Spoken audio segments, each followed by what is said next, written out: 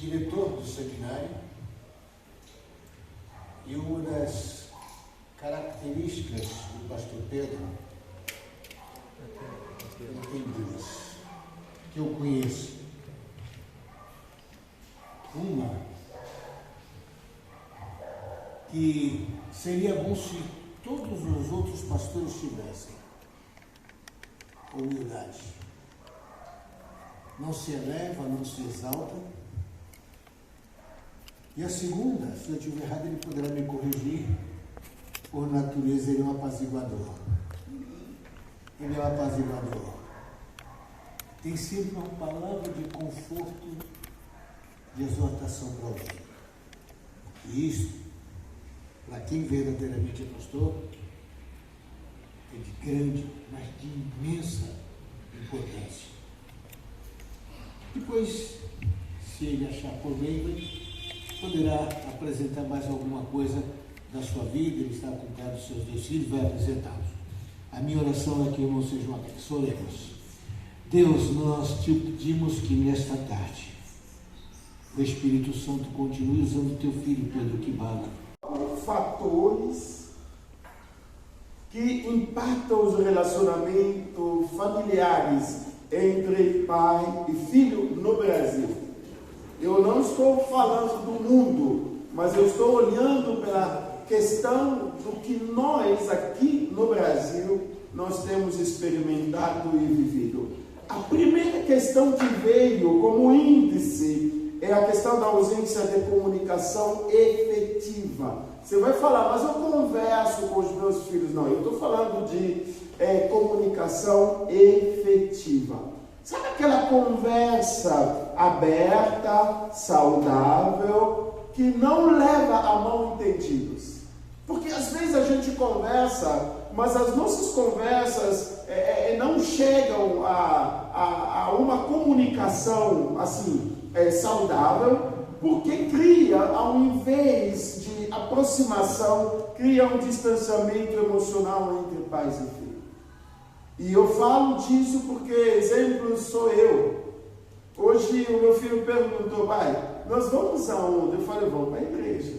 O número 1. Mas para que hoje? Amanhã a gente vai. Eu falei, filho, a igreja a gente precisa ir. Como você vai para a escola? Você nem reclama, né? Todos os dias você vai para a escola. Aí ele falou para mim, não, pai, não. Ele falou, não brigue comigo, você vai estar brigando. Problema de comunicação. Eu falei, não, filho, eu não estou brigando, não, eu estou falando. Mas eu entendi, se ele não chamasse a minha atenção, ele iria ficar com algo dentro de si que pai brigou comigo hoje para ir para a igreja.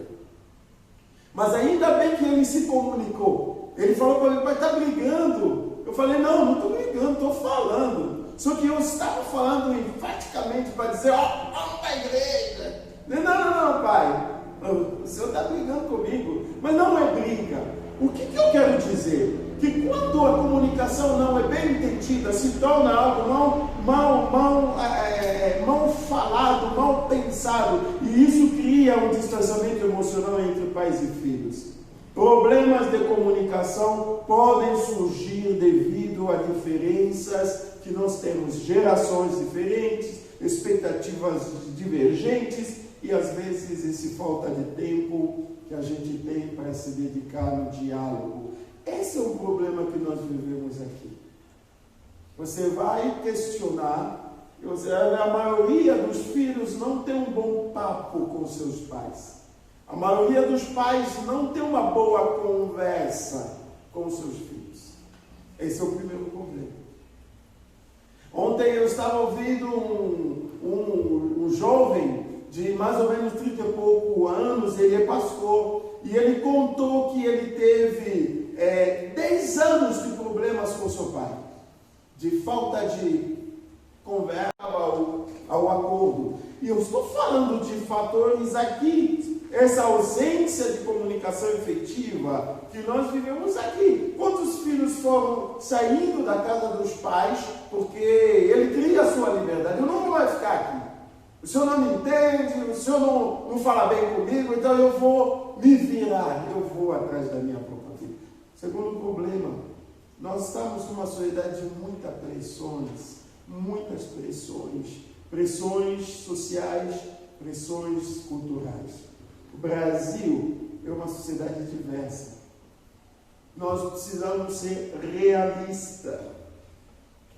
Quando você olha pelo Brasil, você percebe que há muitas culturas, muitas etnias, há uma divergência muito grande na questão social, na questão econômica, e há muita pressão social que influencia as dinâmicas das famílias. Eu vou falar sobre outros assuntos no decorrer da palestra, mas nós criamos certos conflitos entre pais e filhos, especialmente quando existem essas diferenças, crenças diferentes, nós temos valores diferentes, expectativas diferentes. Você vai perceber que o teu filho traz dentro da sua casa uma conversa que você nunca ouviu, nunca.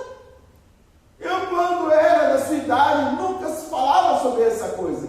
Mas de onde veio isso? Nós somos essa sociedade. E se não formos tão realistas em relação a tudo que acontece, nós simplesmente perdemos. Eles estão ali, de repente eles vão sinalizar alguma coisa, e a gente, como não entende a sinalização dessa sociedade cruel, de repente o filho não está mais na igreja, de repente o filho vai dizer, olha, e eu tenho outra opção na minha vida. Eu estava dentro do armário, agora eu vou sair do armário. Aí você vai perguntar, filho, toda hora você estava aqui, eu te via no seu quarto. Não, estou saindo do armário. E você nem sabe o que é sair do armário. Essas pressões, nossos filhos têm isso nas escolas, na faculdade. A universidade, hoje, tem sido um lugar onde as mentes estão tão livres, e onde muitas coisas erradas estão entrando na vida do nosso filho, principalmente quando não tem bases, quando não tem fundamentos, e estão sendo levados. Eu tenho muita dificuldade, o meu filho, o número 1 está aí, e ele é a razão de uma briga maior, porque ele é mais velho, mas quando ele chega, pai, eu vou sair com os meus amigos para jogar bola. A gente precisa ter mais uma conversa. Ele está ali, o tablet dele está preso. Faz quanto tempo, filho? O tablet preso. Quanto tempo? 2 anos. Olha, o tablet preso, porque a gente precisa acertar certas coisas entre nós.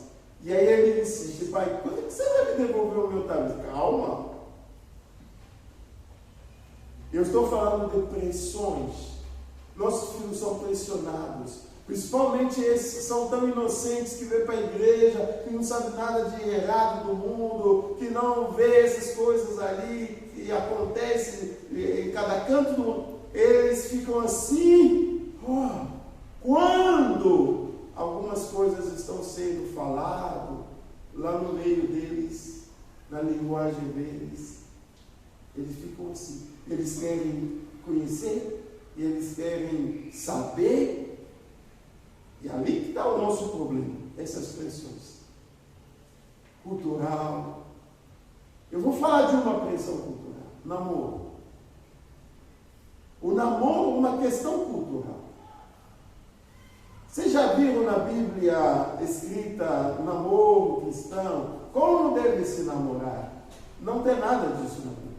É uma questão da sociedade, é uma questão cultural. Mas em cada cultura existe uma forma de poder viver o namoro.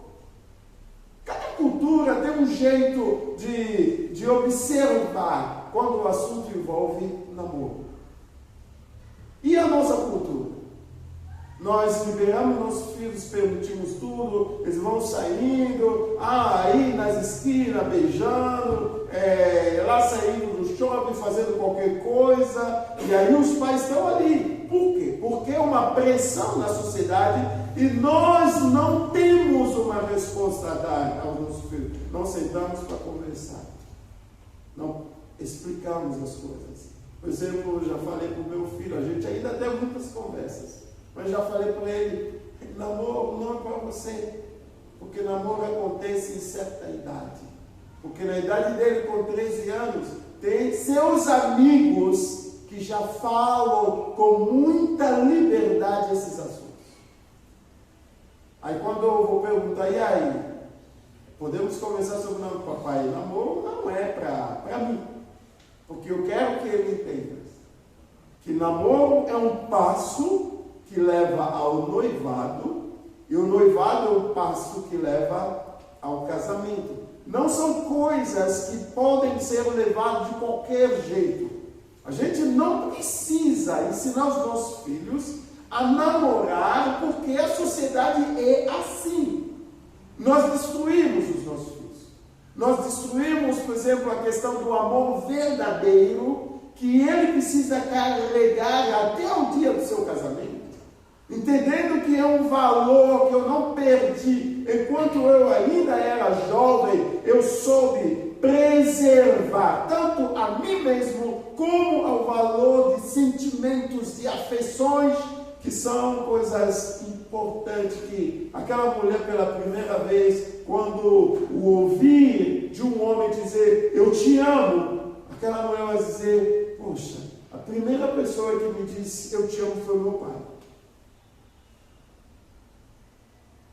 Então, o eu te amo de verdade, eu só ouvi do meu pai, agora eu estou ouvindo isso de um homem que está me levando para o altar, que está tomando a mim como uma pérola para valorizar, assim como meu pai, como a minha mãe me considerou. Essa instrução, como tantas outras, nós devemos passar para os nossos filhos. Aí quando você vem conversar com ele é antiquado, ele é quadrado, tudo bem, mas o que deu certo é isso. O que se faz hoje não dá certo. Jovens adolescentes que estão na depressão, você não tem nem noção. Irmãos, eu na minha juventude, eu nem sabia o que é depressão. Eu nunca vi jovem de 15 anos, adolescente, 14, em depressão. Gente, como é que eu vou estar em depressão? Porque eu chego da escola, eu vou brincar, eu vou correr, quando chove a gente brinca na rua, a nossa vida é atividade toda hora. Mamãe está chamando, então me ajuda aqui, faz isso, faz aí. A gente está em todo momento fazendo alguma coisa. A hora de ir para o ensaio da igreja, a hora de ir brincar, a hora de estudar. Tudo isso fazia com que a gente tenha uma juventude tão saudável. Eu não sabia dessas coisas de depressão. Uma adolescente está em depressão. Como é que um adolescente vai ficar em depressão?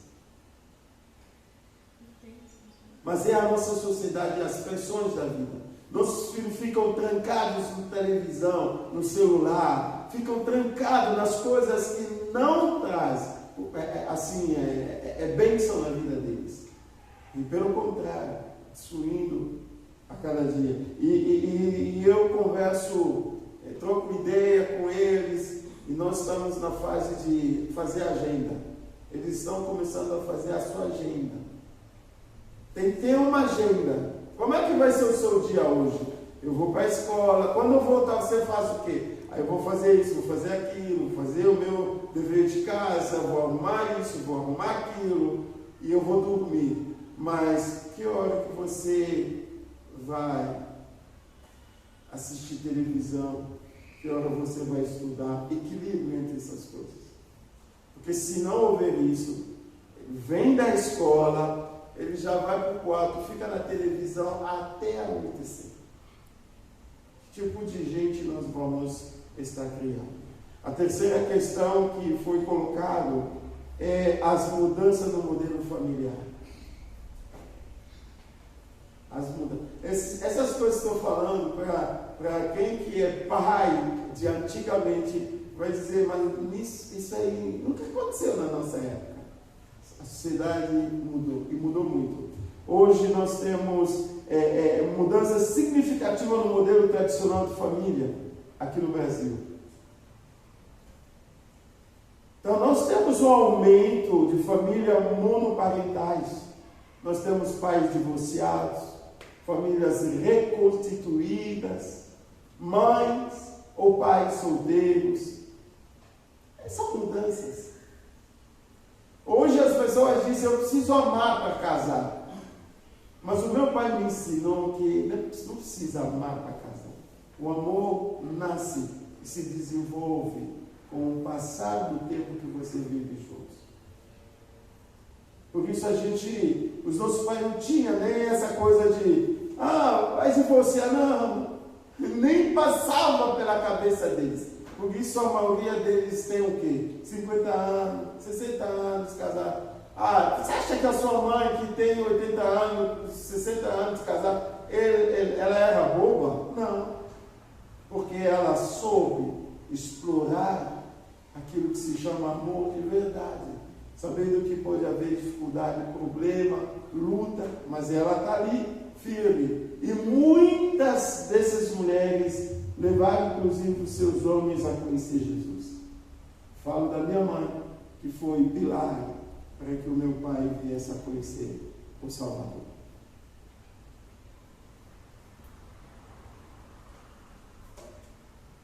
Quarto fator. O quarto fator é a falta de tempo, estresse. Nós, como família brasileira, temos muitas dificuldades devido à demanda de trabalho, estresse financeiro e outras responsabilidades cotidianas. Gente, o povo só vive pensando em dinheiro. Duas coisas. O povo só está pensando em dinheiro e no trabalho. Aí eu preciso trabalhar. Se não é o trabalho, é o dinheiro. Preciso de muito dinheiro. Eu preciso de mais dinheiro.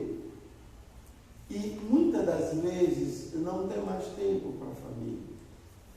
Se eu estou falando de família, eu nem quero tocar na igreja. Porque muitos são capazes de pegar hora extra para não participar no culto da semana. Ele pode largar o serviço às 6 horas, podendo ter tempo de chegar e assistir ao culto de quarta-feira, sei lá. Mas ele não larga, ele vai lá e fala para o patrão, me dá mais 1, 2 horinhas aqui para eu poder ganhar mais. E acaba perdendo o que é mais importante e dando importância naquilo que não deveria ser prioridade. E a falta de tempo faz com que nós faltamos energia para investir na família, para investir no relacionamento familiar. E aí o que é? A família vai se distanciando ao pouco. Eu vou falar muito sobre o distanciamento emocional, porque a gente não sente o que os nossos filhos sentem. Nós temos dificuldade quanto a isso. E ali nós somos pegos de surpresa quando eles começam a tomar algumas decisões, porque nós não conseguimos fazer a leitura das emoções. E ali não tem aquela conexão entre pais e filhos. Eu falei da conexão outra vez na igreja, eu saí com o número 2. Nós fomos lavar o carro. Depois nós fomos tomar um café. E o número 2 disse assim, pai, vamos lá no açaí, porque lá tem um lugar que está escrito café. Falei, não, pai, tem. A gente não vai fazer compra? Eu sei, lá no cantinho está escrito café. E eu não me deparava com isso. Então fomos lá. Paramos, ele pediu o que ele queria, eu também pedi, sentamos lá. Ele descobriu o pão de batata. Ele disse, não, mas de pão de batata não tem batata. É complicado. Que pão de batata sem batata aqui? E ali estávamos tomando um café, mas eu olhei o momento como um momento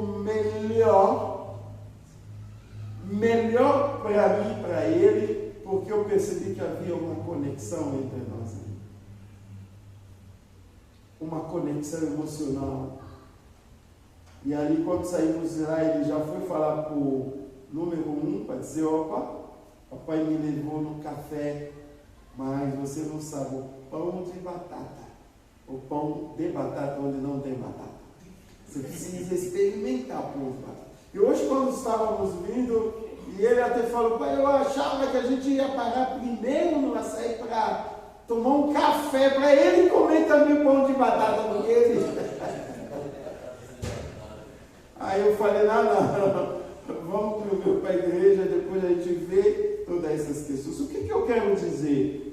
Porque eu percebi algo que eu não tinha, talvez eu não valorizava, a questão da conexão. Os nossos pais nos criaram com a conexão.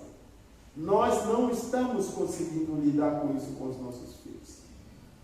O meu pai, quando ele mexia com qualquer coisa, 1 ou 2 filhos estavam ali perto. Sempre. Ele está mexendo no carro, ele precisa de ajudante. É 1 ou 2 que está ali. Ele está limpando algum lugar, sempre tem um ajudante. E nós não sabíamos, eles tinham algo sem a instrução, o conhecimento que nós temos hoje, sem esse conhecimento, mas eles tinham, sabe, coisas bem mais valiosas que hoje nós não temos. Nossos filhos pequenos têm que passar pelo psicólogo, precisa de alguma terapia. Que terapia, assim, uma criança está ali, papai está mexendo, o filho está aí, vai lá, mexe com coisa assim, ajuda o papai, puxa ali, segura aqui, tá? Isso aí que é terapia. Isso já vai ajudando, isso já vai levando essa criança a entender da vida, a entender sobre a interação na vida. É preciso um trabalho em equipe, é preciso ajudar para levantar, porque um só não consegue levantar peso. Ele está aprendendo, é isso a vida. O meu pai, às vezes, quando queria arrumar o portão, mandava a gente a carregar o portão, levar até ao serralheiro, mas é portão de ferro. E ali a gente bota ali na cabeça. E qualquer um diria para o pai, pelo amor de Deus, vai cair uma carreta, leva já. Que negócio é isso, dando trabalho para os filhos? Ele estava preparando e a gente não sabia. Eu tenho muitas coisas na minha casa, antes de chamar um profissional, eu mesmo tento fazer. E um dia eu estava ali arrumando, mexendo nas coisas, a minha irmã visitando a gente, estava me olhando, aí depois disse assim, quando eu estou aqui eu não sinto saudade do papai. Aí eu falei, por quê? Você é igual ao papai. Falei, como assim? O que você está fazendo lá? Por que você não chamou o fulano para vir já arrumar? Eu falei, eu já arrumei, como é que eu vou chamar o fulano? Eu falei, papai fazia isso. O meu pai, ele pintava, então eu pinto a minha cara. Eu não tenho dificuldade, eu estou lá. Às vezes eu estou de noite, todo mundo dormindo, eu faço. O meu pai fazia isso. De noite ele estava ali arrumando o quintal. Quando chegava de madrugada, todo mundo olhava, por que ele fez isso? É algo que fica na gente. E a nossa sociedade está sofrendo isso porque nós não temos essa questão de conexão. Enfim, como um fator que eu levantei, a dificuldade da disciplina e de pôr limites. Esse é o nosso problema. Nossos filhos são livres demais. Não tem limite, faz o que quer, do jeito que quer. Aí quando você vai, estatuto da criança. Ué? Ser criança precisa entender que existe coisa de adulto. Existe hora para dormir, existe hora para acordar. Tem coisas que a gente não cortou, aí produziu o tipo de cidadão que tem hoje. Dando trabalho, não só para a sua própria família, mas dando trabalho para uma nação. Como é que você vai imaginar um político que representa uma sociedade ter a liberdade de pegar o que é de todo mundo para ele só aproveitar. Que educação teve esse cidadão? Que educação? Se quando eu vejo meu filho trazer algo do colega em casa, diz assim, mas e quem é esse? Não, é do fulano lá da minha escola. Não, leva de volta. Devolve. Mas ele me deu, eu falei, não, devolve, e eu quero uma história muito limpa nessa questão. Gente, eu não sei como é que esse cidadão vai educar os seus filhos. O que ele vai dizer para os seus filhos? Porque o mundo todo fala que o papai é corrupto, por isso o papai está na cadeia. Então você vai dizer o que para os seus netos? Que todo mundo estava contra mim? Quantos valores negativos a gente está deixando na cabeça dos nossos filhos? E que sociedade boa nós teremos? Comprometemos tudo, porque tudo que devemos fazer para uma sociedade melhor amanhã, hoje, nós não estamos fazendo. Eu tenho 2 textos para que nós leiamos hoje, na questão da importância dos relacionamentos entre pais e filhos. O primeiro texto é Efésios capítulo 6, versículo 4.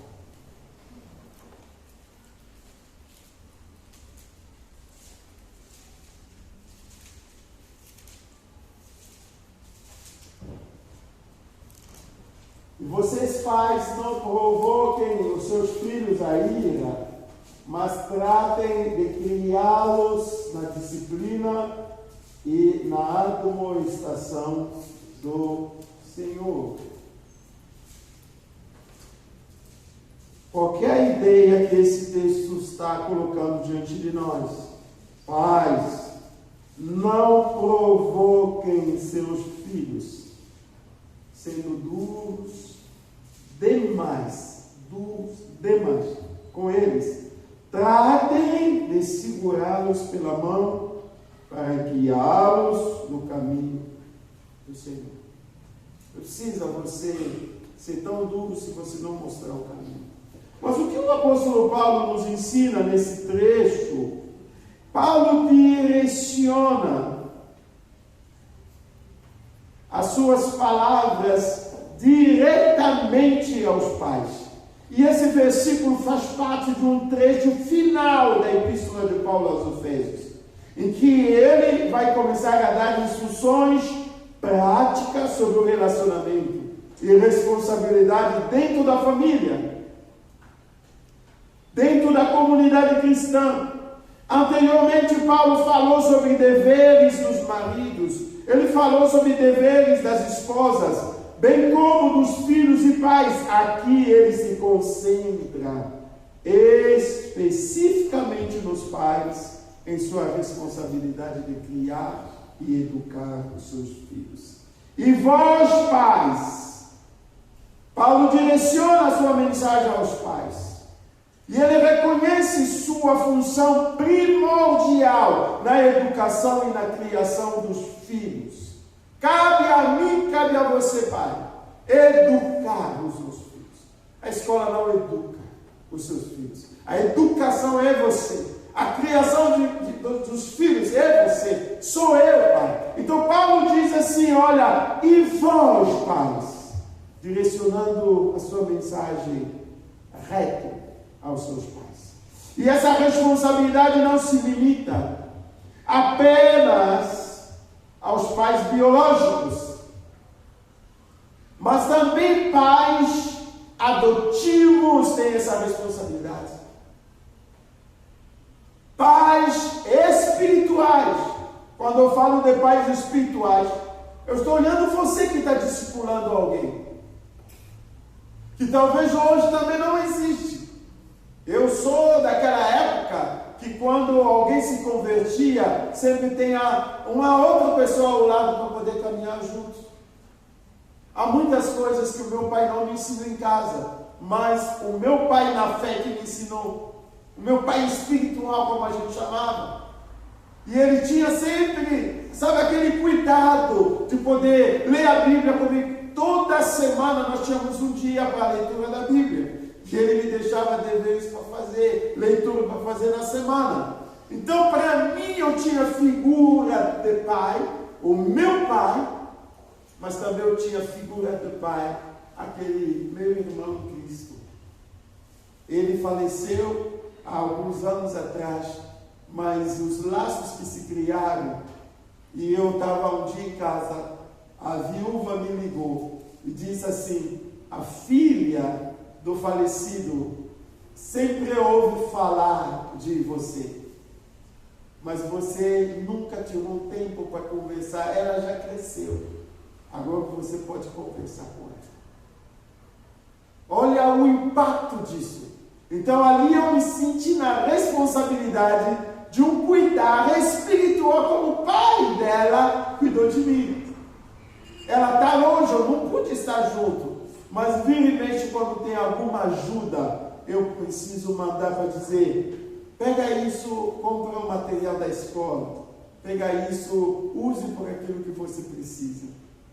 Porque o pai dela deixou muita coisa positiva na minha vida, que eu me sinto, não obrigado, mas eu me sinto, sabe, na alegria de poder desfrutar a menina também desse tratamento. Então, os pais adotivos, pais biológicos, pais espirituais e todos aqueles que têm a tarefa de orientar e cuidar das crianças, aqui está o direcionamento do apóstolo Paulo. Ele está falando para a gente, ele está falando para você, líder. Ele está falando para mim como pastor, porque o pastor também, e muitas vezes faz funções de pai. E vós, pai? Ele não está falando dos outros, mas está falando de vós. E essa palavra pai aqui significa todos aqueles que têm essa tarefa. A mãe também tem a tarefa de educar. E vós, pais, não provoque a ira aos filhos. Essa é uma advertência aos pais contra o quê? O comportamento que leva filhos à raiva e frustração. Existe um comportamento, se eu colocar isso na minha casa, o meu filho, a minha filha vai se frustrar, e isso pode trazer raiva. E eu falo de raiva de muitos dos meus filhos que não vão mais à igreja porque tem raiva. Por que você não vai? Ah, eu tenho raiva da igreja. Tenho raiva. Então o comportamento aqui não é a provocar ira. Comportamento aqui não pode levar raiva, não pode levar frustração. Isso implica que os pais devem evitar qualquer forma, vamos lá, de abuso. Eu estou falando sobre questões que são, hoje em dia, problemas assim que se falam na televisão, em todo quanto é lugar. Abusos. Abuso físico, abuso emocional, abuso verbal. Evite qualquer forma de abuso. Você quer abusar, você está falando, às vezes aquela chantagem emocional é um abuso que você está produzindo na vida do filho. Quando nós frustramos nossos filhos, eles se tornam emocionalmente fracos. E emocionalmente fraco, eles têm dificuldade para a tomada de decisão. Por isso eles são essa geração que qualquer coisa, uma geração de mim, mas é isso.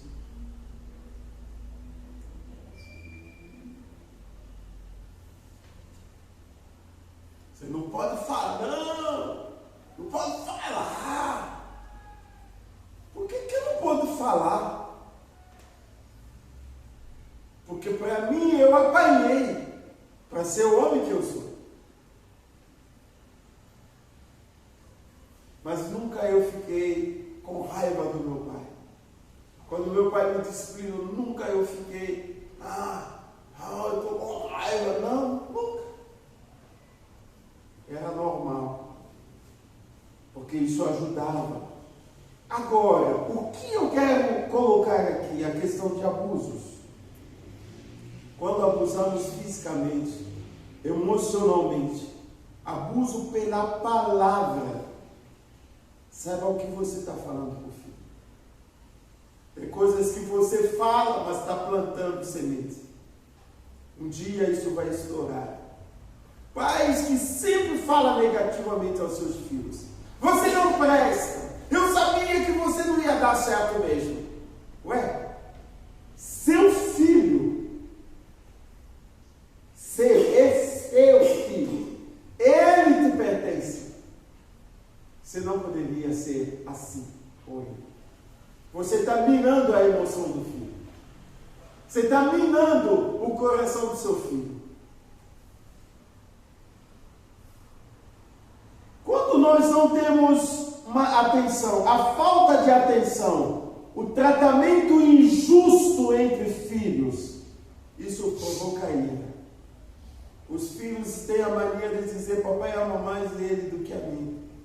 Porque os filhos percebem que quando você divide o pão, número 1, toma esse tamanho. Número 2, pega assim. Você acha que o filho não está observando e comparando? Um dia ele vai dizer: eu sabia que papai não me amava o tanto quanto amava o meu irmão. Por que é isso? Gente, esse desequilíbrio, vocês viram isso na família de Jacó. O pai amava José mais do que os seus irmãos. Por que a Bíblia coloca essas coisas para nós? Para que nós não cometamos os mesmos erros. O que aconteceu? Abuso dos irmãos contra o seu próprio irmão. Abuso foi tão longe. Abuso físico. Abuso emocional. Injustiça. Imagina José ouvindo dos seus irmãos dizendo assim: vão matar ele. Olha, está chegando o fabricante dos sonhos. Vamos acabar com a vida dele. José viu seus irmãos jogando ele lá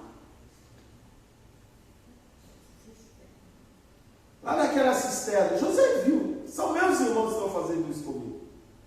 Gente, José não ficou com depressão.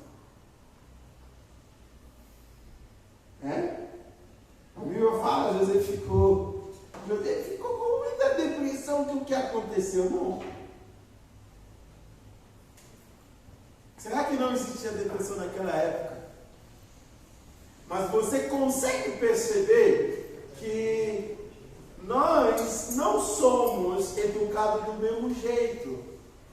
Você nunca vai ouvir José falando mal dos seus irmãos, reclamando. Ele não reclamava. Será que ele não sentia nada? Ele sentia na pele, ele sentia nas emoções, ele sentia na alma, e ele chorava pela situação. Mas é outra educação. Não é a educação de hoje, de filhos biscoito, né? Se pega aqui e já quebra na hora. E se bobear, é esse filho que vai ligar 195, é isso? 196?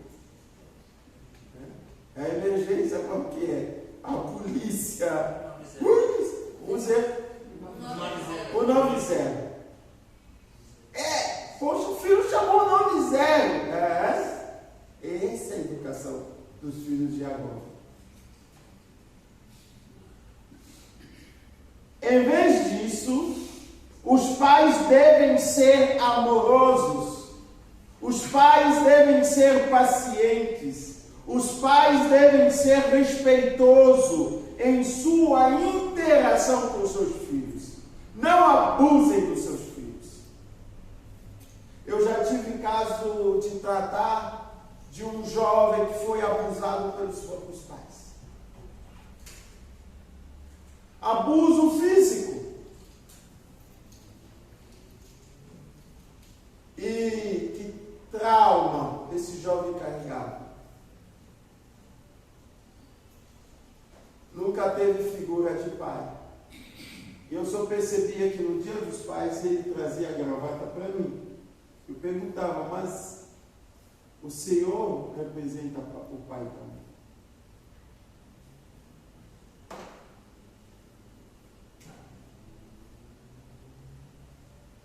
Todo dia dos pais era um presente. O Senhor representa o pai. Eu não tive pai. Mas alguém pode nascer sem que haja um pai? Então, para ele, esse pai, pelo abuso, nunca existiu. Ele deleitou o pai dele. Que trabalhão o pastor vai agora ter para poder fazer uma reconstrução, restaurar a questão sentimental, a questão da alma, a fazer uma aproximação com o pai. Isso pode levar 5 anos, pode levar 10 anos. Eu tive outro caso de um filho que não tinha figura paterna. E ali a gente às vezes não sabe que isso criou uma frustração e dá problema lá quando ele quiser casar e ter filhos, ele começa a ter medo, porque nunca teve figura de um pai.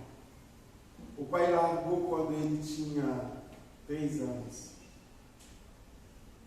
Como é que pode o pai largar o filho? O filho criança foi, gente, eu achei 20 reais no meu bolso. Ó, Beca já está aqui, garantido. Pão de batata sem batata. Oi? Pão de batata sem batata. É. Você sabe o que é o Beca? O Beca é o Burger King. Eu não sabia também. O número 2 que falou, papai, nós não vamos lá no BK. Eu falei, que BK? BK é o quê? Você não sabe o que é BK?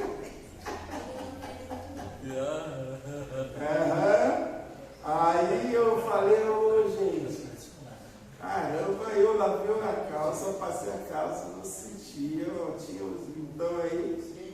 Oh. Ok. E eu já tive esse caso. O filho não teve figura paterna.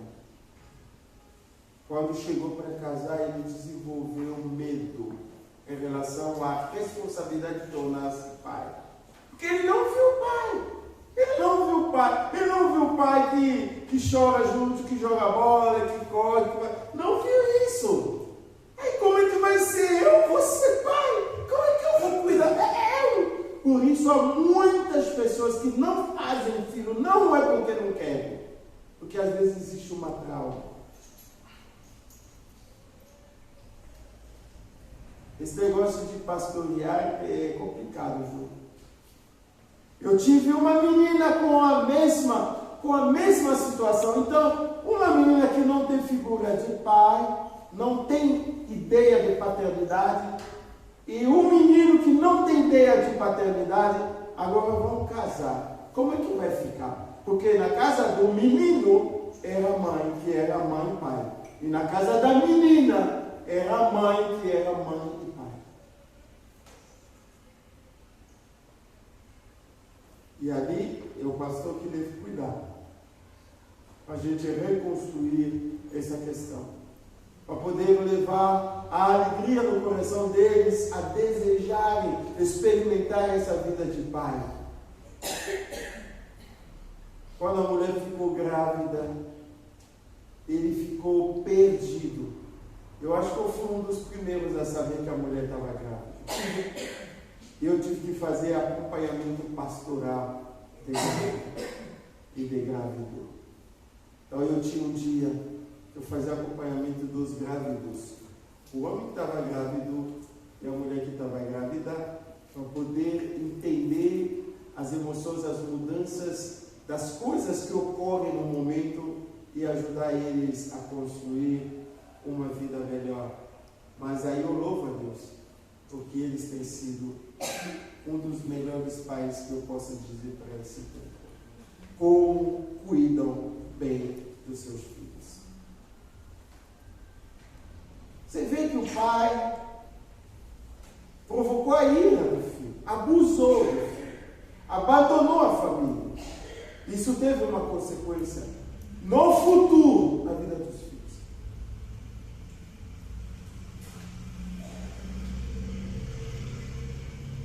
Sejam respeitosos, sejam amorosos, sejam pacientes quando interagem com filhos. E Paulo continua, diz, mas não provoque a ira, mas cria os seus filhos na disciplina. Eu quero insistir sobre isso. Quando se fala de disciplina, nós já pensamos em pegar e bater. Disciplina não é só isso. Inclusive, o bater também não é verdadeiramente uma disciplina.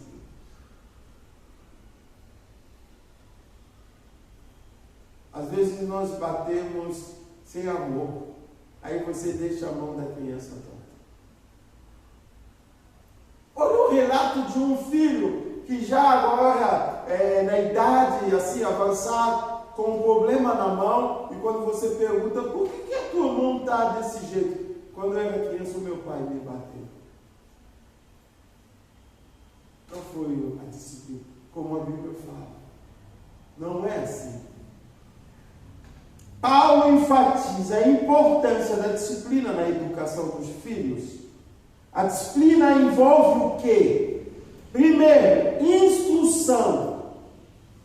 Você tem que instruí-lo. Você tem que dizer, não se faz assim. Não é esse caminho. A disciplina envolve orientação. Orienta. Fala, não, vem para cá. É nesse caminho que você deve ir. Porque ali no final haverá a correção apropriada para que se desenvolva tanto moral, espiritualmente a criança. A criança precisa saber que quem ama disciplina.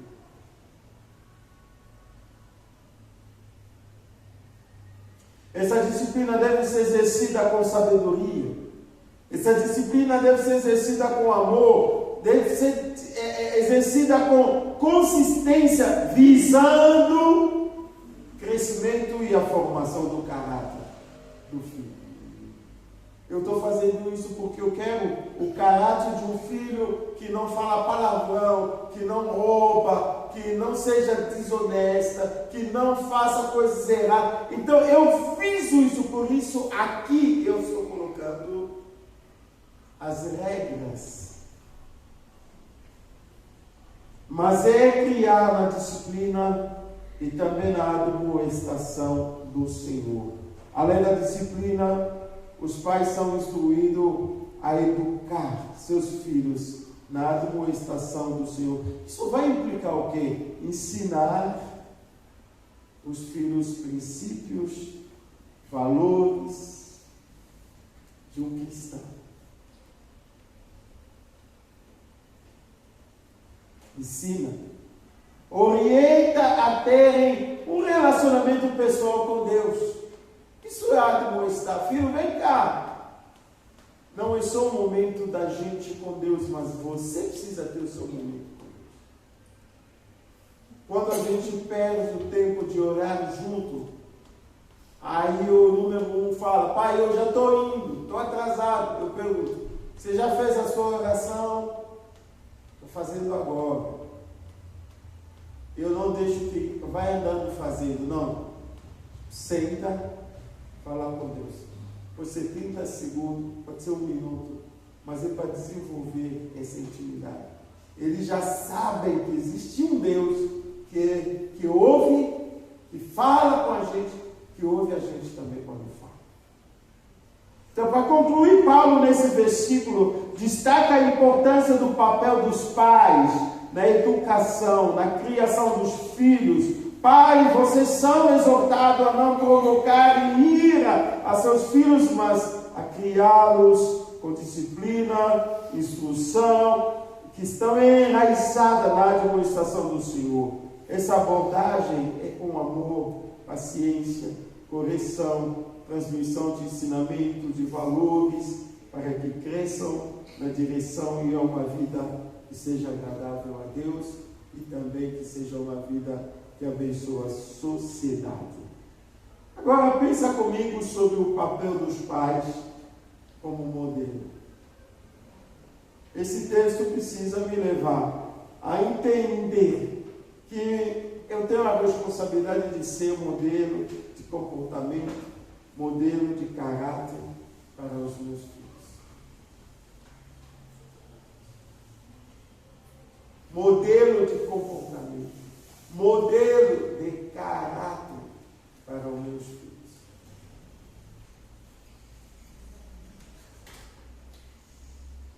É importante que o filho possa dizer: eu aprendi do meu pai que não se pode pegar nada de ninguém. Eu tenho orgulho de ter o que é meu. Não vou levar nada de ninguém na minha casa. Que coisa linda. Somos chamados a ser modelos para os nossos filhos. Eles precisam nos ver orar, para que desenvolva a vida de oração. Eles precisam nos ver amar, para que desenvolva o amor de verdade na vida deles. Eles precisam nos ver trabalhar, para que desenvolva o espírito de trabalho. Nós somos modelos. Em caráter, modelo, em comportamento. E eles vão olhar e vão dizer: não, do meu pai que aprendi isso. Do meu pai que eu ouvi isso pela primeira vez. O segundo texto que eu quero trabalhar com os irmãos é Colossenses capítulo 3, versículo 20 a 21.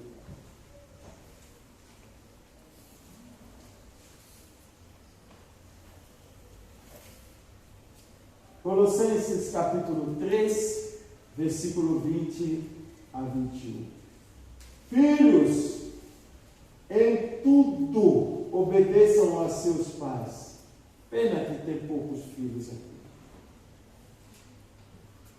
Pois fazer isso é agradável diante do Senhor. Você consegue perceber que a obediência dos filhos para com seus pais está ligado ao que agrada ao coração de Deus? Deus fica feliz. Está ouvindo, amigos? Quando vocês obedecem a papá, a mamãe, Deus está feliz. Deus ama isso. Isso agrada ao coração de Deus. Em Efésios, esse texto também nos leva a outro entendimento. Vou voltar sobre esse texto, ou é melhor já falar sobre isso. Coloque para nós Efésios capítulo 6, novamente.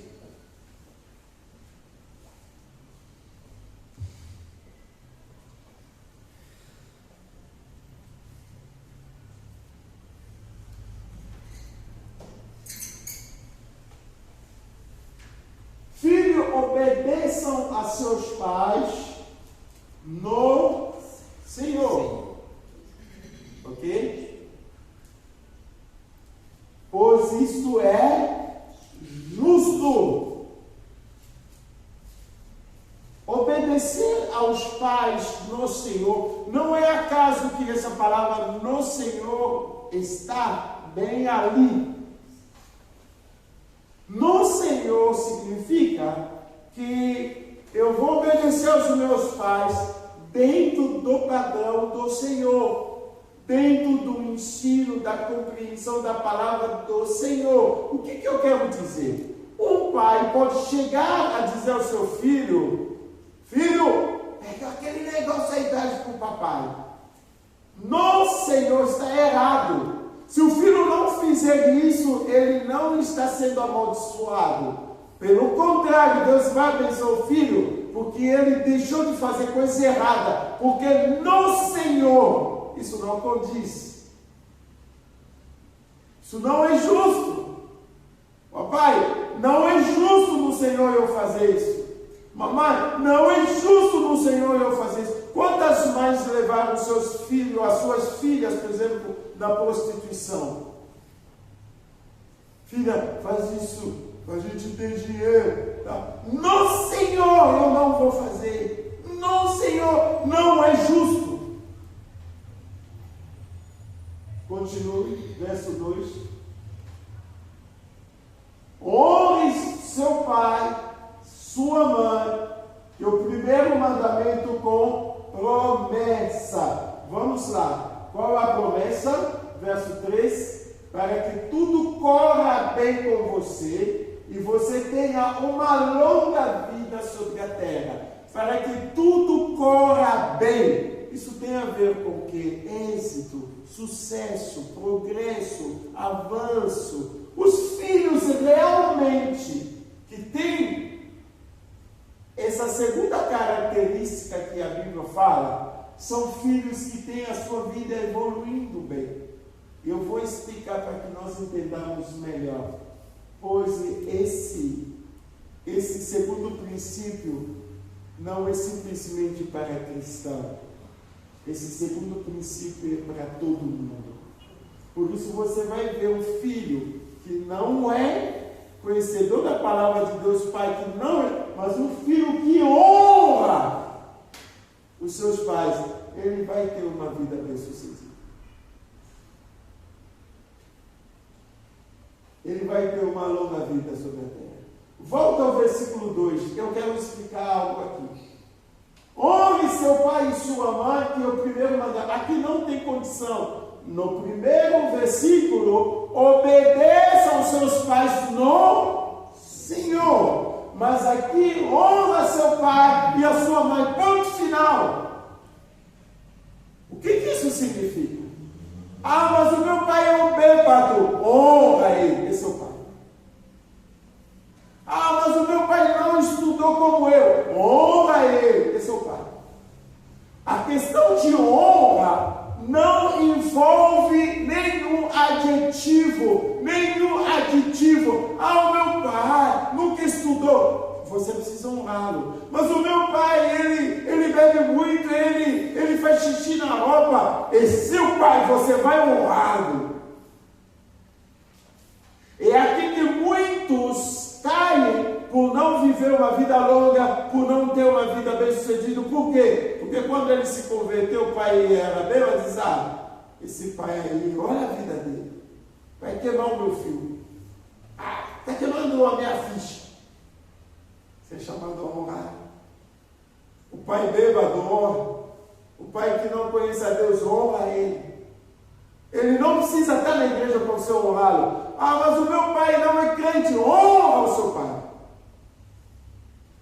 Dia dos pais, vai lá, dá um beijo nele, prepara algo bom para ele, visita ele, conversa com ele, honra o seu pai, porque é o único mandamento que tem promessa.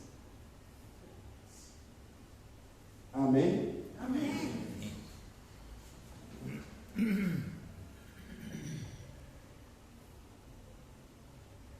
Volta a Colossenses 13, 20 a 21.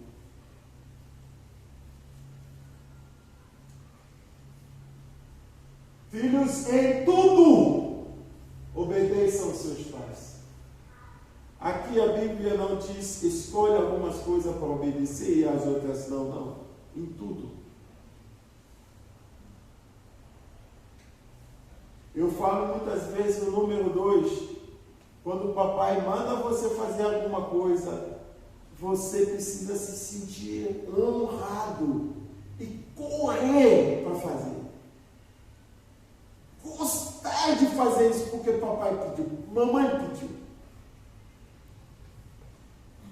Pois fazer isso agrada a Deus. Amém? Amém. Agrada a Deus. O que você está dizendo para o teu filho na questão da obediência? Porque eu sou sua mãe. Você ficou 9 meses aqui. Eu estou... Não! Diga para ele, filho. Isso agrada a Deus.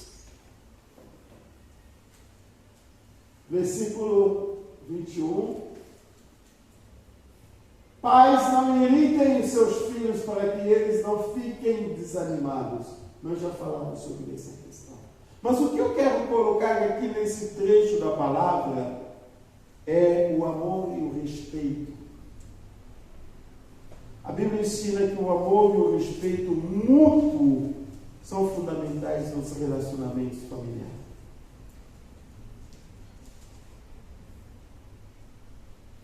Quando Paulo fala aos Colossenses sobre essa questão, Paulo está justamente levando os amados irmãos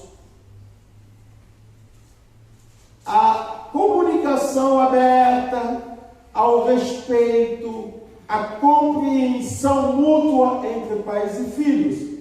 Mas qual outra conclusão que eu terei sobre essa colocação aqui do apóstolo Paulo?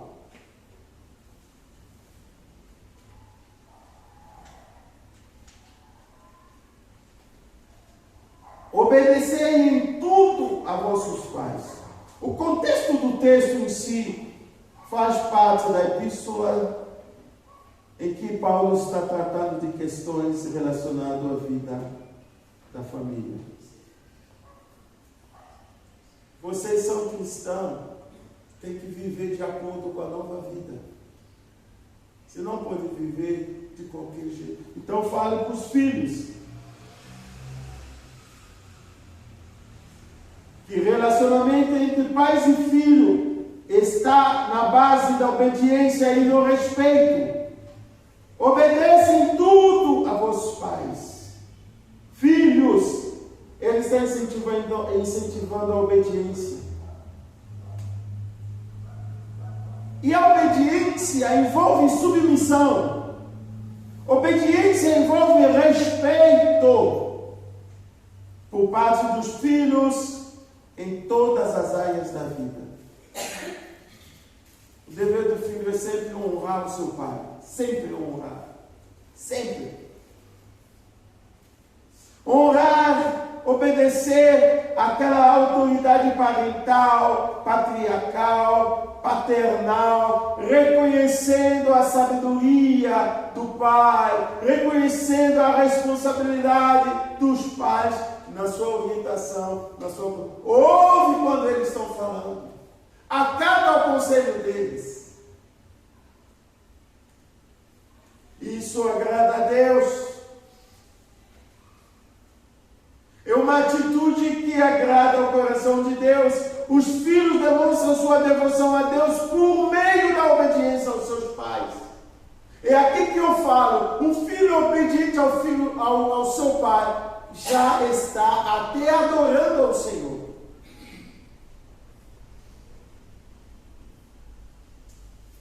E ali eles reconhecem essa obediência enraizada na vontade de Deus, nos princípios da palavra.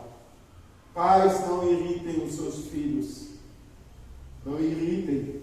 Não provoca irritação, raiva, frustração. Exerça a sua autoridade com amor, com a justiça.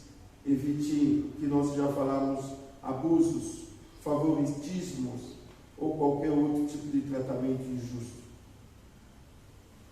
Sejamos sensíveis às emoções dos nossos filhos.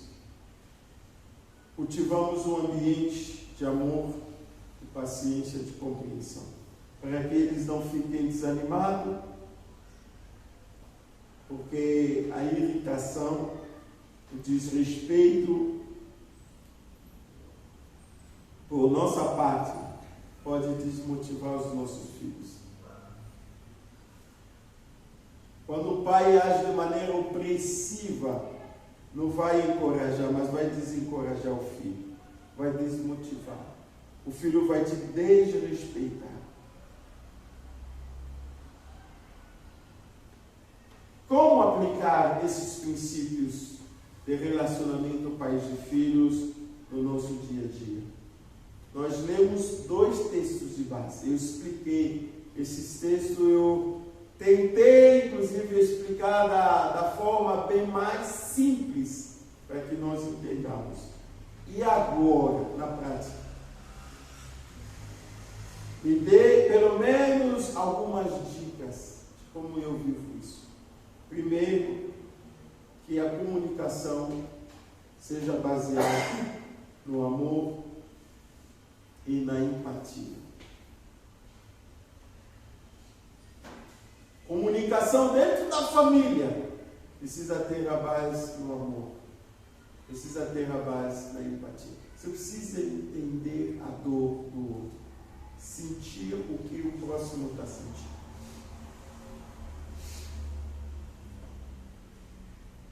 A comunicação é o elemento chave dos relacionamentos familiares.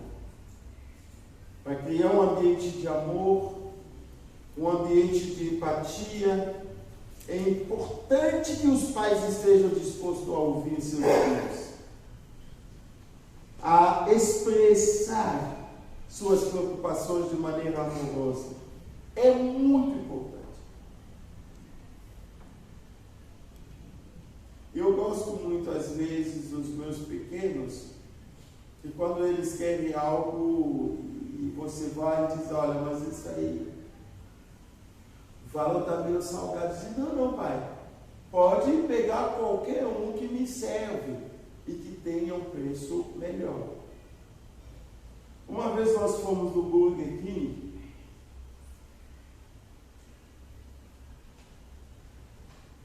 comprar lanche.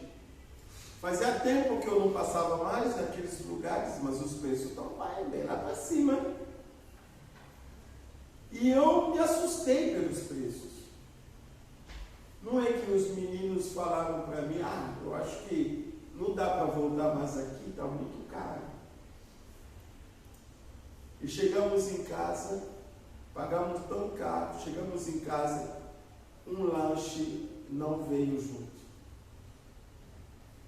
Nós compramos lá e para levar para casa, o menino disse, não, está tudo ali dentro, está tudo ali. Isso já me aconteceu 2 vezes.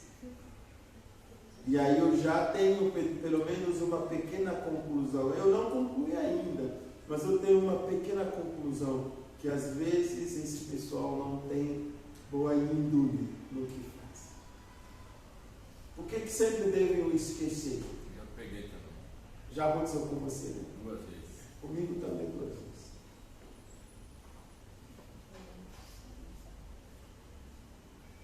Provérbios 15, versículo 1. Resposta branda desvia o furor, mas a palavra dura suscita o que? A ira. Provérbios 15, versículo 1. Usem palavras gentis, usem palavras acolhedoras, evite ações e palavras que possam ferir sentimentos, tanto dos filhos como filhos. Não use palavras que ferem sentimentos dos pais. Essa é a primeira aplicação na prática. Eu vou me comunicar assim. A base da minha comunicação é o amor e a empatia. Eu quero sentir como o outro está sentindo. Eu não vou falar de qualquer jeito, porque aquilo pode desenvolver trauma para muitos anos na vida dele ou na vida dela. Então eu sou cauteloso na minha comunicação. Quando eu falo, eu digo, papai está falando duro mesmo, mas porque ele nos ama. Porque a base está ali no amor e na empatia. Segunda dica, disciplina e correção, mas guiada pela palavra. Guiada pela palavra. Olha, existe uma disciplina adequada, e a disciplina adequada é importante para o desenvolvimento saudável das crianças. Se alguém disser para você, não pode disciplinar os seus filhos, é para criar bandidos. Mas quando há uma disciplina adequada, nós desenvolvemos a saúde das nossas crianças. A Bíblia oferece diretrizes claras. Por exemplo, em Provérbios 13, 24, Quem não disciplina seu filho, odeia seu filho. Mas quem o ama, disciplina-o devidamente. Quem retém a vara, odeia o seu filho. Quem o ama, esse o disciplina desde cedo. Você vai dizer, não vai disciplinar. Existe isso, tal, tá falando. Gente, você não quer disciplinar? Disciplinar não significa bater no teu filho. Disciplinar quer dizer, coloca ele na linha. Se você não fizer isso, irmão, cedo, você vai ficar lá no FEBEM, todo sábado de manhã cedo, carregando as coisas para poder esperar o seu tempo e para dar para a criança que perdeu o tempo em que poderia ser muito bem orientado. A resposta branda desvia o furor, nós vimos, mas a disciplina é uma expressão de amor. A disciplina é uma expressão de cuidados. Então, é essencial aplicar a disciplina de maneira justa, consistente e com base nos princípios bíblicos para ensinar valores e limites na vida dos nossos filhos. Terceira dica. Deuteronômio capítulo 6, versículo 6 a 7.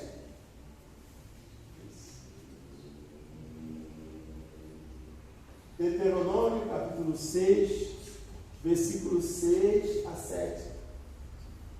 Essas palavras que hoje lhe ordeno estarão no seu coração. Você as inculcará aos seus filhos. Inculcar, sabe? É abrir a cachola do filho e socar.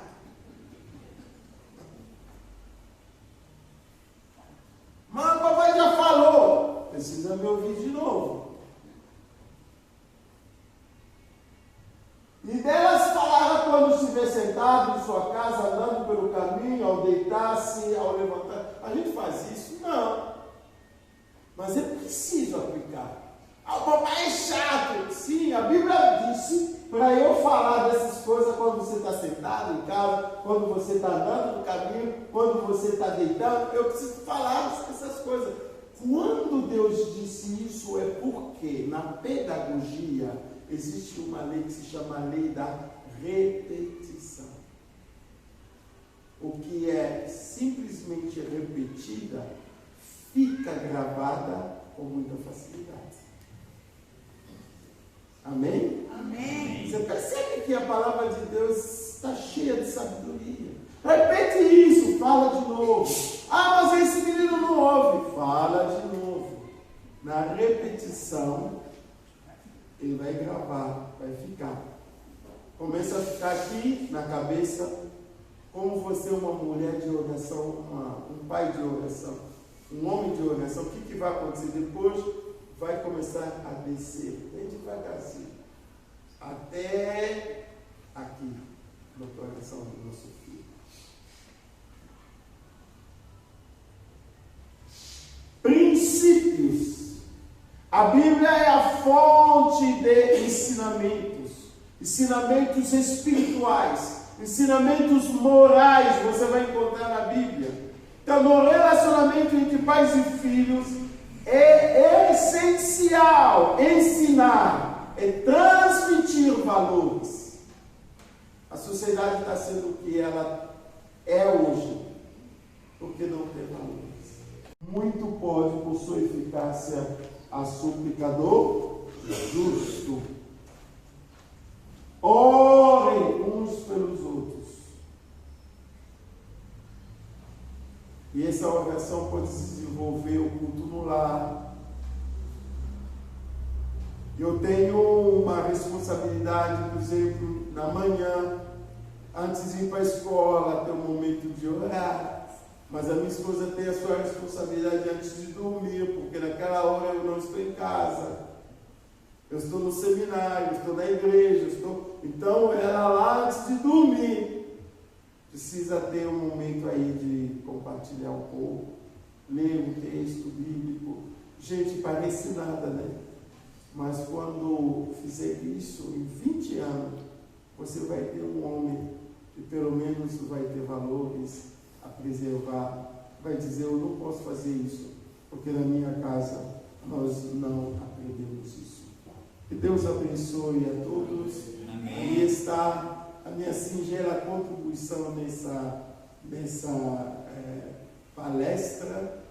E eu agradeço mais uma vez o pastor Serra por nos dar essa oportunidade. Eu acredito que aquilo pode constituir mais um pouquinho, juntamente ao que nós já viemos aprendendo. Amém. Deus abençoe. Obrigado. Amém. Tem alguma pergunta? Se tiver pergunta, eu me proponho também a responder. Pastor, eu fico assim pensando, muitas vezes os filhos não aprendem nada porque os pais não ensinam. Os pais, mesmo crentes, estão na igreja, mas não tem nada, não aprende nada e não tem nada a passar para os crentes, para os filhos. E os filhos vão crescendo do jeito que Deus criou batata. E é por isso que isso acontece que hoje estamos vendo a humanidade, o mundo que estamos atravessando hoje, os presídios não cabem mais ninguém, muitas vezes que estão ali, e os pais são culpados, porque não souberam educar seus filhos. Porque educar um filho nos caminhos do Evangelho, do Senhor, isso é honra, isso é privilégio. Mas nem o mundo, mas nem a maioria dos crentes, não toda, a maioria, não se interessa, é crente sobre o nome, casa, vem filho, depois dos filhos vai aprender o quê dos pais? Porque os pais não têm nada para dar, porque eu tenho um neto. Eu tenho um neto que é assim, é professor do Estado. Mas acontece que diante da palavra ele não tem nada. Eu falo para ele leva a vida na brincadeira. Eu já disse, olha o que você tem aí, tem doido. Amanhã depois eles vão crescer. Vão falar o quê? Nada. Por quê? Eles é culpado? Não, porque o pai os pais não souberam ensinar. Obrigado. E por aí vai. Boa colocação. Boa colocação. Ainda em vida, estamos vendo isso. Gente, aproveitem toda vez que há um ensino na tua igreja. O exemplo que nós estamos tendo aqui, o pastor disse, quem não esteve aqui perdeu. Mas eu sabia de tudo. Mas eu preciso ensinar, porque na repetição, o que a gente esquece, traz de volta para praticar. Vocês nunca ouviram esses textos que eu leio aqui? Não, vocês já ouviram várias vezes. Mas na repetição, você vai entender o texto de outro jeito, você começa a aplicar também. Porque Deus quer que seja assim. Ame a instrução. Ame. Participe. É a escola bíblica domingo. Vai lá. Você vai ver que o pouco que você vem aprendendo, isso vai fazer muita diferença na vida pessoal e na vida da tua família.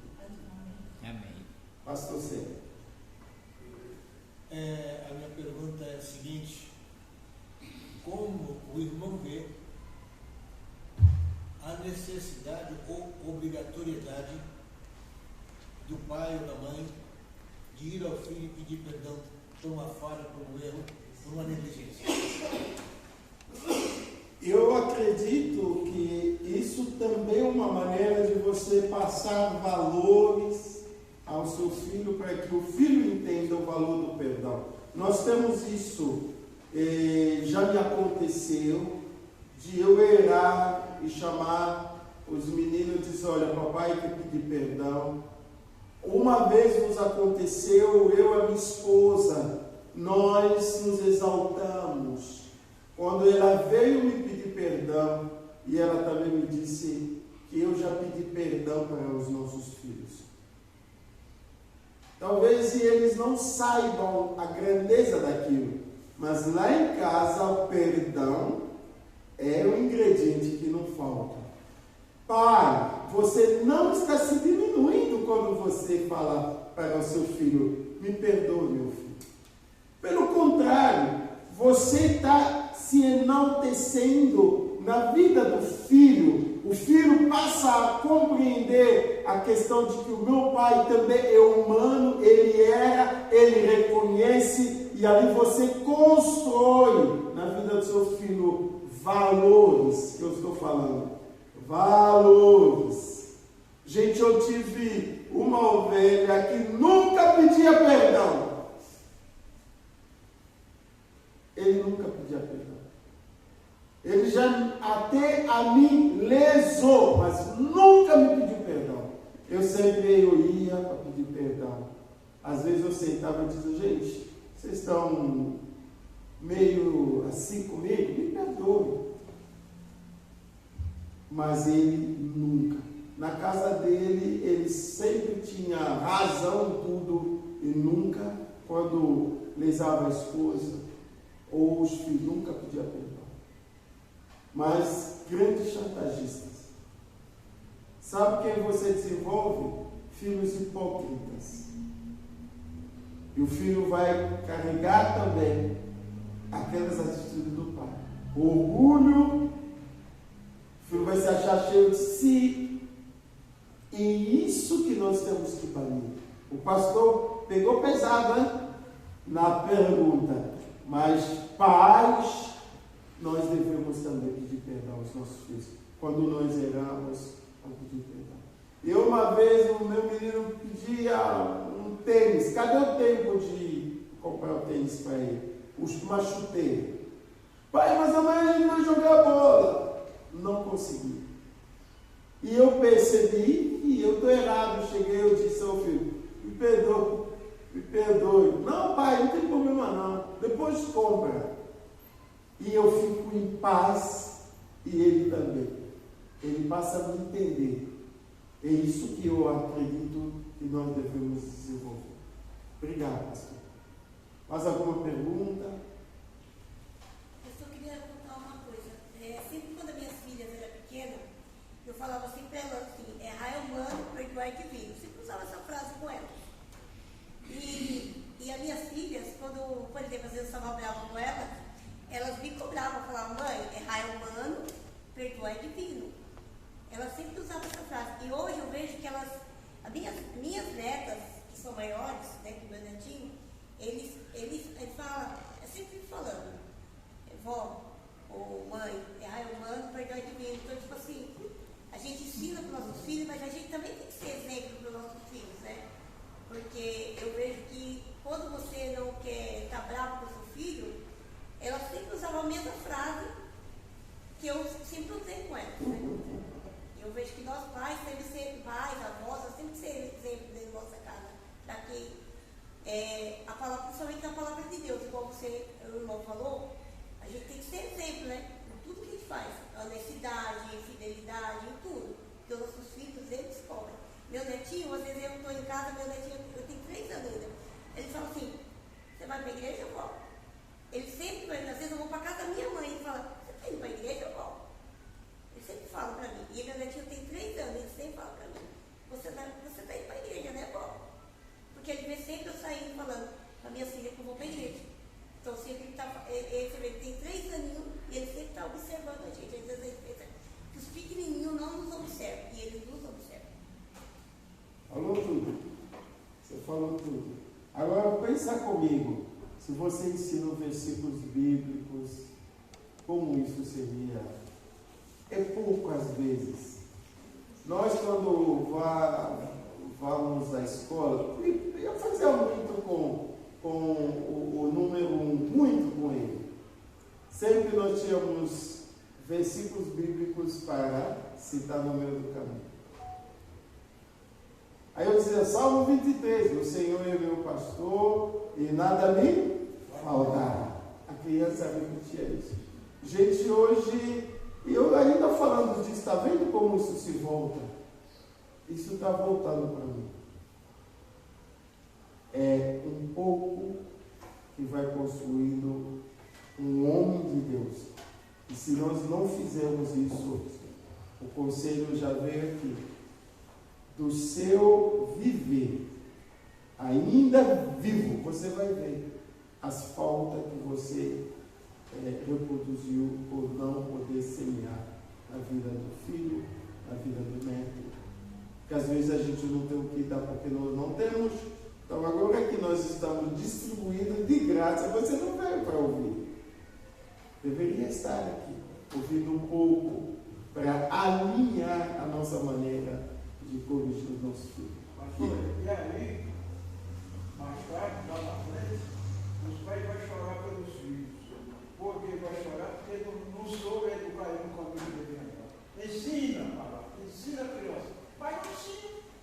Aí vai chorar, a criança está errada, o pai está errado, o outro não está certo. Está nos pais, porque não soube ensinar. Muito obrigado, meu irmão.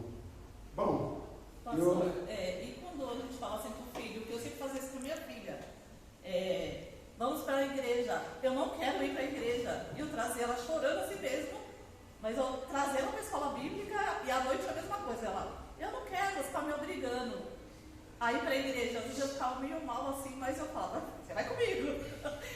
E é certo fazer isso? Mas você sabe o bem que você está fazendo, né? Você sabe. Eu sei, porque hoje ela é um exemplo de filha Isso. na igreja. Teve uma vez que ela falou para mim assim, você me obriga a ir para a igreja quando eu tiver 18 anos, eu não vou mais para a igreja. Eu falei, em nome de Jesus, você vai sim. E eu não vou mais te obrigar, você vai porque você vai ter vontade de ir. E hoje, para a honra e glória do Senhor, ela vai para a igreja, eu vejo ela, hoje ela é casada, tem 6 anos, e mora em cima da minha casa, e eu vejo ela pegando a Bíblia, às vezes o barulho do salto dela, toque, toque, toque. Não é do mesmo ministério, da Igreja Batista, é de outra igreja, mas assim, quando eu ouço o barulho do salto dela se arrumando para ir para a igreja, eu lembro disso e eu fico muito feliz de ter trazido ela chorando para a igreja. Muitas das vezes ela ficava até ali embaixo do lugar que tem a mangueira ali, ela ficava empurrada lá e eu ficava chamando ela para entrar. Tinha dias que ela, eu não vou entrar. Mas assim, hoje em dia eu vejo assim, quanto valeu a pena eu ter trazido ela para a igreja chorando. Mas às vezes eu vinha assim e falava, ai que chato, a gente se estressa como mãe, né? Não está errado, porque você sabia o bem que estava fazendo. É plantando que se colhe. Você semeou e você está colhendo o tipo de filha, de mãe. Então, tem 26 anos, você percebeu, está vendo com os seus olhos aquilo que você quer. Ainda não é tarde, pai. Ainda não é tarde. Faça isso. Quando vai o seu neto em casa, faz um plano de estudo da Bíblia com seus netos. Chame eles para cantar os hinos. Conta as histórias. Irmão, seus netos, conta histórias dos seus netos. De como o irmão se converteu, de como o irmão conseguiu isso, aquilo na vida, como Deus fez toda a diferença. Conta a sua história. E você vai perceber aquela semente, o quanto vai ser poderosa na vida dos seus netos. Ainda dá tempo de resgatarmos alguma coisa. Podemos? Pai, nós te louvamos e agradecemos pela tua palavra. Ela veio nos desafiando para que nós desenvolvamos relacionamentos de muita saúde, relacionamentos que te agradam, relacionamentos que favorecem um crescimento nos caminhos do Senhor, relacionamento que favorece uma vida agradável na presença do nosso Deus. Nos ajude, Pai. Não deixe que essa palavra se perca. Permita que sejamos a boa terra. Que essa palavra vai frutificando. Que essa palavra vai, ó Deus, trazendo na nossa vida frutos que nós diremos, valeu a pena o tempo que passamos na tua presença. Amém. Abençoa o pastor Sérgio, sua família. Abençoe, Pai, a igreja, o ministério que cuida das famílias aqui dessa igreja. Continue, Senhor, agindo, abençoando cada um, no precioso nome de Jesus. Amém. Amém.